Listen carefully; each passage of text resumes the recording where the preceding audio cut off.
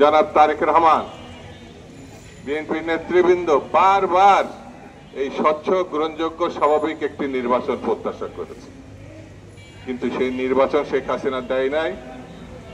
প্রায় 15টি বছর 16টি বছর জোর করে ক্ষমতা আঁকড়ে থেকেছে। যদি সেদিন বিরোধী দলের কথা তিনি শুনতেন তাহলে এরকম লজ্জাজনক ভাবে তাকে পালাতে হতো না। লজ্জাজনক কেন, ভয়ঙ্কর ভাবে গণহত্যা সৃষ্টি করা লাগতো না।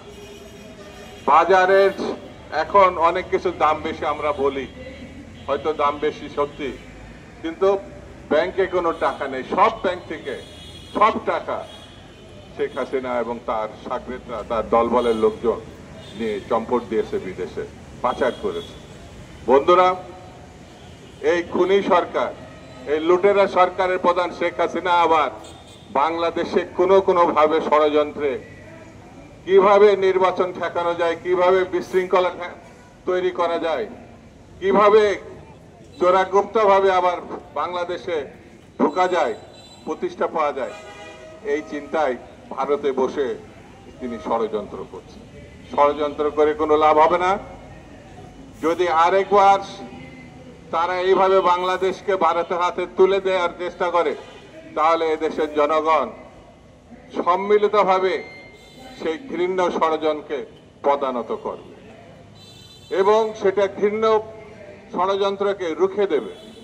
বন্ধুরা, আমরা আমাদের দল বিএনপি মনে করে নির্বাচনের পরিবেশ যতভাবে সুষ্ঠু আছে, নির্বাচনে ঘোষণা যদি আসে আর যেটু এদিক ওদিক একটু বিশৃঙ্খল বলেন আর অস্থিরতা আসেন, কেটে যাবে।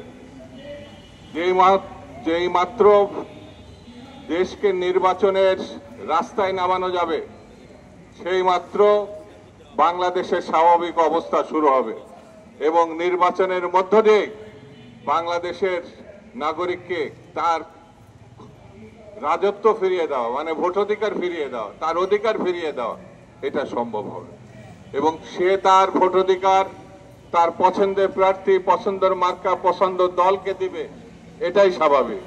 এবং আমরা মনে করি এই ভোটাধিকার প্রয়োগের মধ্য দিয়ে আগামী দিনে বাংলাদেশ জাতীয়তাবাদী দল ক্ষমতায় আসবে এবং আগামী দিন বাংলাদেশের পুনর্গঠনের নেতৃত্ব দেবেন শহীদ জিয়া এবং বেগম খালেদা জিয়ার জ্যেষ্ঠ পুত্র বিএনপির ভারপ্রাপ্ত চেয়ারপারসন জনাব তারেক রহমান।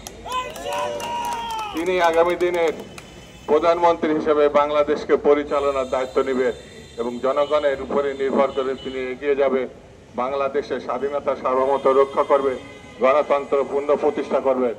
এই আশা ব্যক্ত করে সবাইকে ঐক্যবদ্ধ থাকার আহ্বান জানিয়ে আমি আমার বক্তব্য শেষ করছি। খুদা হাফেজ।